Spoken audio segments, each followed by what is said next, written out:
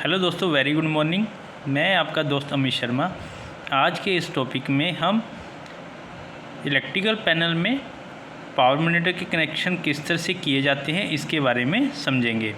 इस वीडियो में हम पैनल की इलेक्ट्रिकल ड्राइंग को ओपन करके किस तरह से पैनल के अंदर में जो पावर मॉनिटर लगाए गए होते हैं जिनसे हमें पावर क्वालिटी के बारे में पता चलता है, उसके कनेक्शन किस तरह से किए जाते हैं उसको प्रैक्टिकली समझेंगे। तो जैसे कि दोस्तों हम देख रहे हैं, ये हमारा एक पावर सिस्टम है जिसमें कि 3 फेज़ 4 वायर सिस्टम है, जिसमें कि 3 फेज़ हैं और एक न्यूट्रल का। तो यहाँ से हमारे आर बाई बी और न्यूट्रल की टैपिंग आ रही है और ऊपर में हमारी ये बस है जो कि 3 फेज़ 4 वायर बस है। ये 415 वोल्ट की सप्लाई आ रही है।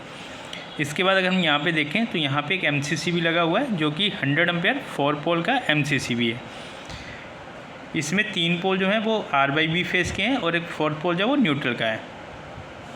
अगर उसके नीचे MCC की आउटपुट साइड में देखेंगे तो यहाँ पे हमें ये जो आउटपुट जा रही है ये फील्ड में हमारे कनेक्टेड जो डिवाइसेस हैं उनको यहाँ से पावर प्रोवाइड की गई है।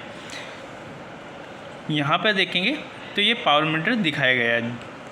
अब इस पावर मॉनिटर में जो हमारे पावर की पैरामीटर्स हैं, ये पावर मॉनिटर कैसे पावर के पैरामीटर्स को रीड करता है, इसकी वायरिंग कैसे की जाती है, इसके बारे में देखेंगे।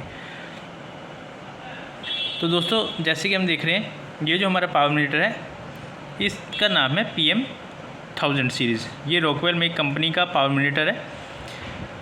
यहाँ पे अगर हम देखेंगे तो यहाँ CT की सप्लाई के टर्मिनल दिखाए गए हैं जिसमें कि I1 plus, I1 negative, I2 plus, I2 negative, I3 plus, I3 negative और यहाँ पे फेज़। तो फेज़ हो गए हमारे जो आर बाई बी फेज़ हैं और न्यूट्रल। और यहाँ पे एक्सिलरी सप्लाई बताई गई है जिसमें कि L1 और L2 दिखाया गया और यहाँ पे अर्थ का पॉइंट दिया गया।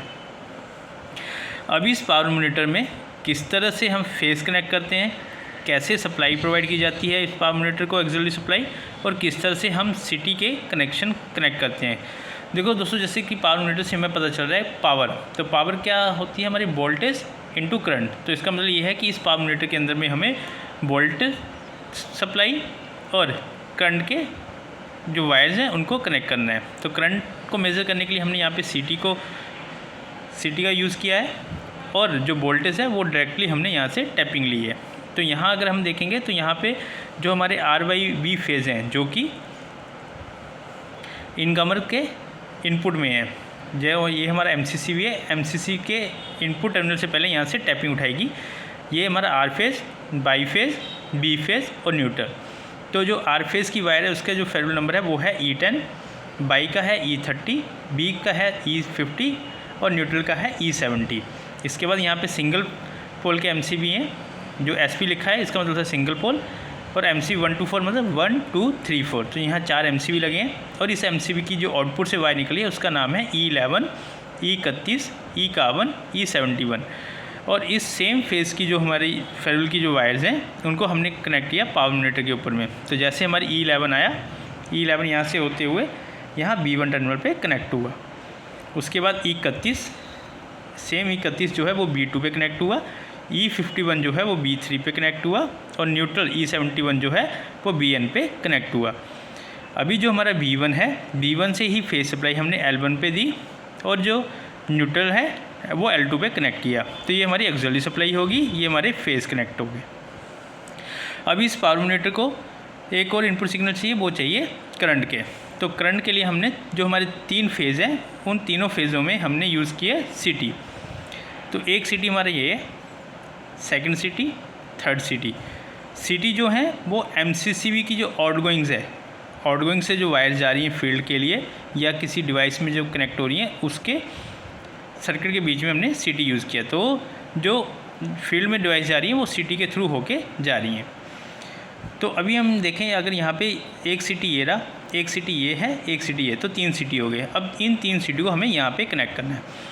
अब I1 प्लस और I1 नेगेटिव, तो I1 प्लस हो गया 1 नंबर CT जैसे हमारा ये है। तो इस CT में अगर हम देखें तो CT में जो CT को अगर हम देखेंगे तो उसके ऊपर में S1 और S2 लिखा रहता है। तो S1 और S2, S1 पे हम जोड़ेंगे I1 प्लस, S2 पे जोड़ेंगे हम I1 नेगेटिव।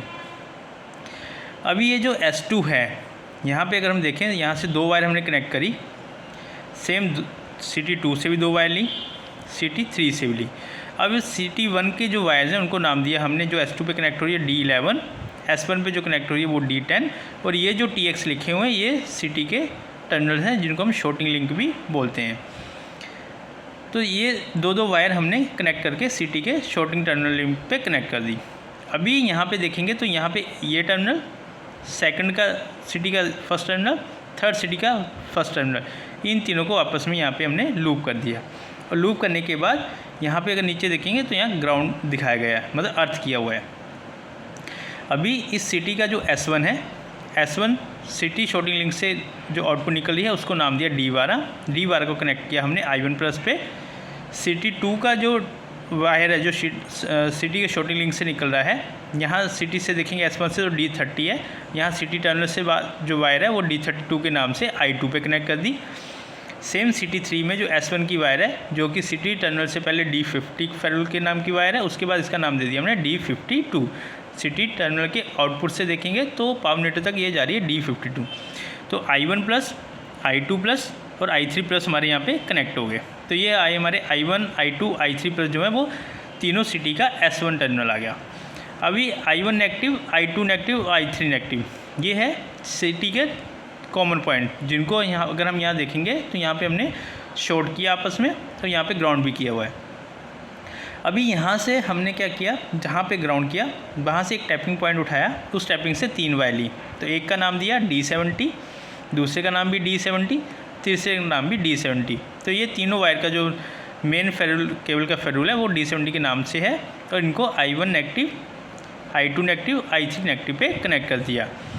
तो इस तरह से इस पावर मीटर में जो हमें 2 पैरामीटर चाहिए, वोल्टेज और करंट, इन दोनों की वायर को हमने यहाँ पे कनेक्ट कर दिया।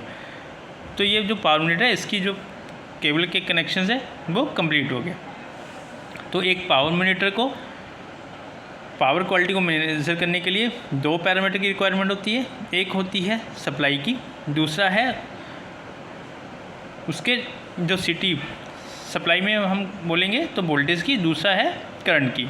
तो अगर पावर मीटर में हमने ये दोनों वायर्स कनेक्ट कर दी, मतलब फेज़ वोल्टेज और CTs, तो ये पावर मीटर हमें पावर की क्वालिटी को मेज़र करके दिखाएगा। अब इसका पावर मीटर को हम ईथरनेट के थ्रू हमारे एनर्जी जो मैनेजमेंट सिस्टम है उसके ऊपर कनेक्ट कर सकते हैं, और वहाँ पे हम इसके जो पैरामीटर्स हैं उनको सॉफ्टवेयर के थ्रू रीड कर सकते हैं। तो ये तो था इसका पावर का सर्किट डायग्राम। अगर हम बात करें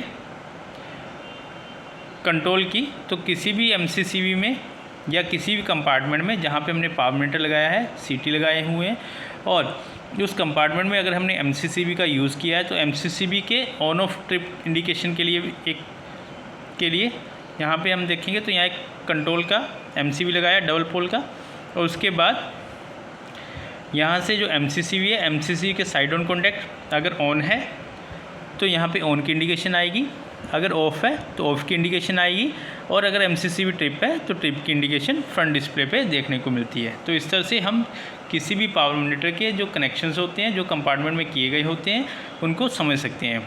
तो पावर मीटर में 2 तरह की केबल कनेक्ट की जाती हैं, एक होती है वोल्टेज की, दूसरी होती है करंट की।